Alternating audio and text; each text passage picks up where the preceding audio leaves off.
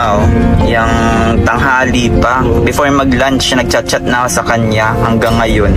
Yeah. Hindi hindi siya Actually, nagsasagot. nagsasagot. Actually, ako kay Ian number.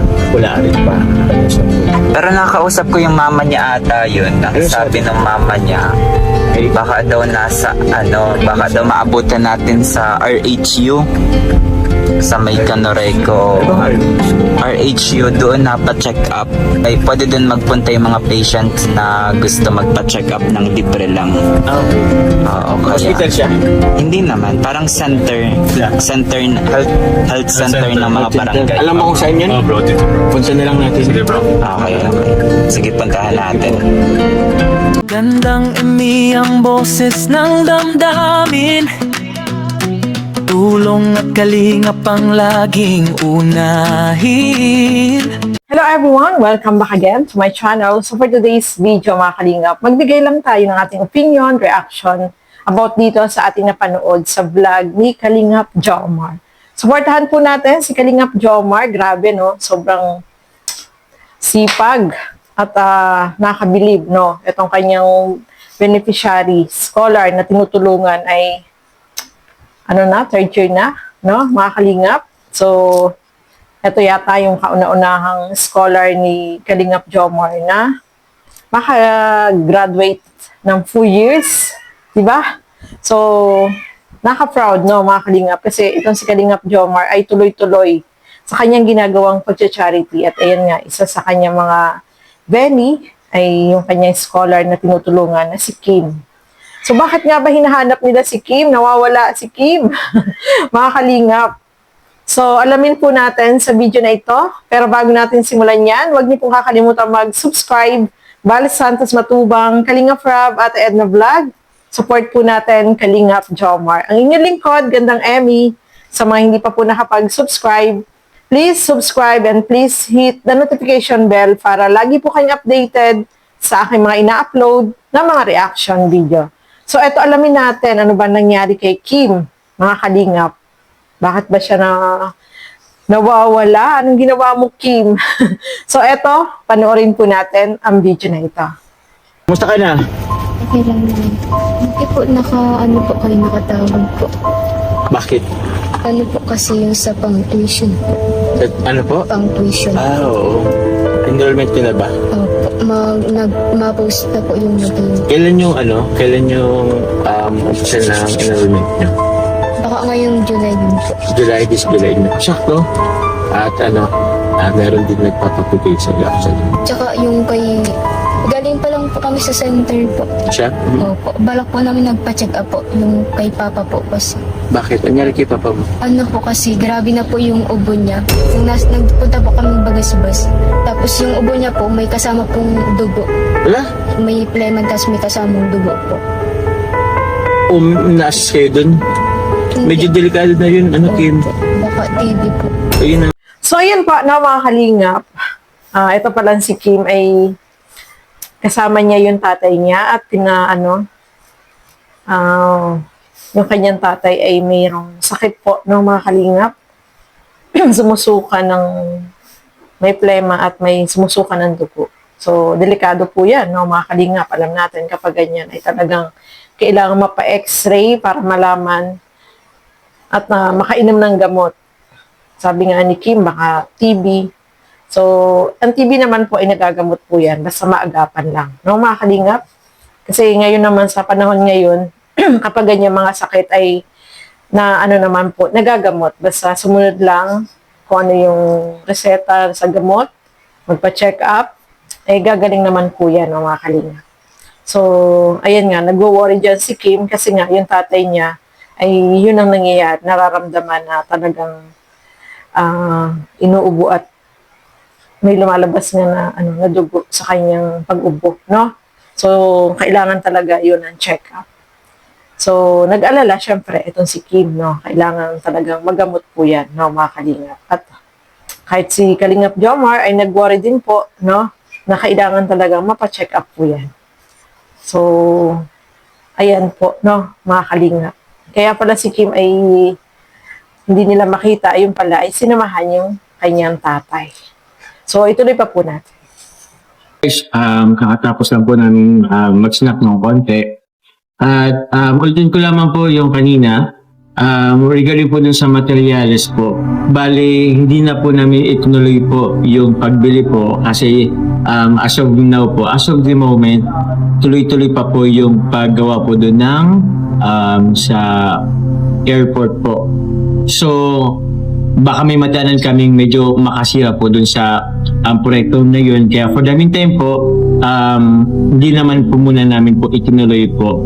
Pero, i-monitor naman po namin yun. Kasi baka po magkaroon ng panahon na maging okay. Baka magkaroon ng panahon na pwede na pumasok. Kahit hindi pa totally. Kasi guys, kung papatapusin po natin magawa yung airport bago kami pumunta doon, baka po after 3 years pa po natin po yung kay Kimberly dun sa bahay. Okay lang yung Kim, Okay na po?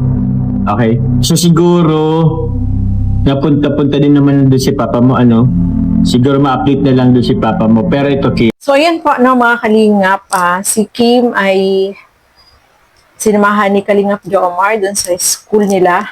No, napakaganda ng school, parang parang private na school. Ang ganda, no, yung building, mga kalingap. So, by ngayong July, start na rin ang pasok nila, no, mga kalingap. At isa pa, ito palang sila Kim ay meron ng pambili ng hollow blocks. Kaya lang, nagkaroon ng problema, no, mga kalingap. Pumunta na nga sila ni Kalingap Jomar doon sa bilihan. Kaso, ang problema, yung materials ay hindi pwedeng maipasok doon sa lugar nila kasi yung daanan papuntang airport pala yung lugar nila, nila Kim ay yung ongoing, yung ginagawang airport. Kaya siguro pinagbabawal na dumaan yung mga sasakyan doon, no, mga kalingap. Kaya sabi nga ni Kalingap Jomar, i-follow up na lang kung kailan pwede kasi ang paggawa ng airport medyo matagal-tagal yan. Kung sabi nga niya, 3 years. Di 3 years bago magawa ng maano yung bahay nila Kim, di ba?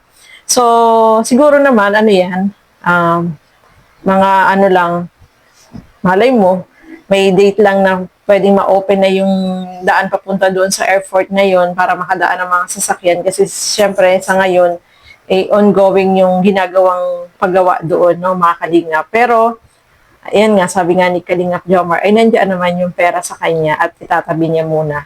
At eto pa, no, nakakatuwa kasi ang dami ng nagpabigay ng blessing dito kay Kim sa allowance niya sa school, pang tuition. So talagang nakakatuwa kasi talagang marami yung nagsusupport dito kay Kim.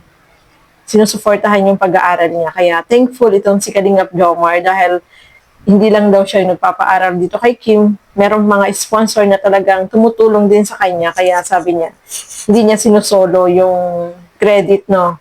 Credit niya rin yung mga sponsor na tumutulong dito kay Kim. At isa pa, mga kalingap, nag-worry din si Kalingap Jomar dito sa kalagayan ng tatay ni Kim. Mahalaga talaga ang kalusugan, no, mga kalingap. Kaya nga sabi ni Kalingap Jomar, na-touch siya dun sa sinabi ni Kim na pang na din sa sakit, pang din sa gamutan ng tatay. Kasi, syempre, importante yung sakit ng tatay niya na magamot, no, mga kalingap. Kasi, talagang kailangan gamutin yun. Hindi pwedeng walang bahala po yun dahil yun, nakakahawa yun. So, nakakatuwa kasi itong si Kalingap Jomar, no? Talagang ginaguide niya si Kim. Sinabihan niya na kung pwede, yung gagamitin na sa pagkain, ihiwala yung mga plato. Ganun naman po talaga, no? Iniiwasan lang na mahawa yung mga kasama sa bahay.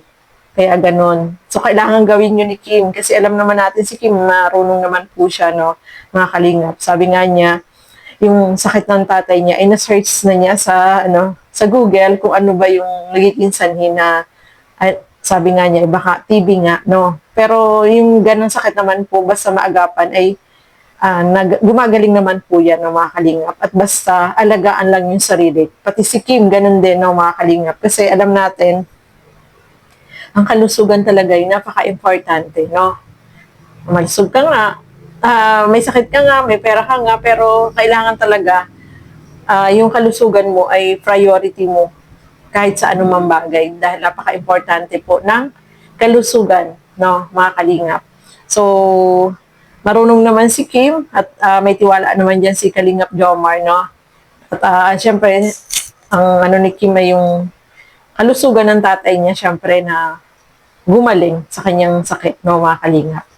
So, ayan po, mga kalingap, nakakatuwa, no, kasi ang daming blessing na natanggap ni Kim. At, ayan, yung blessing talaga ay bumubuhos.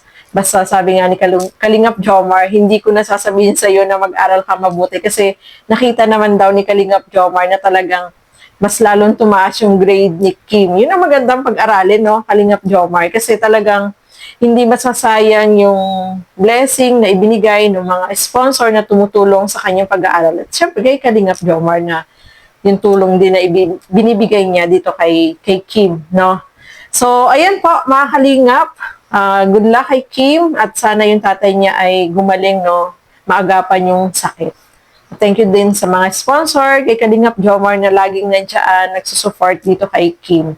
So, ayan po, maraming salamat sa inyong walang sawang panonood at pagsuporta dito sa mga ginagawa kong reaction video. Siyempre, si Kalingap Jomar, supportahan po natin, no, kasi napakasipag at tuloy-tuloy yung kanyang ginagawang pagtulong. So, ayan po, maraming salamat at hanggang sa muli, thank you and God bless po sa atin lahat. Bye-bye po!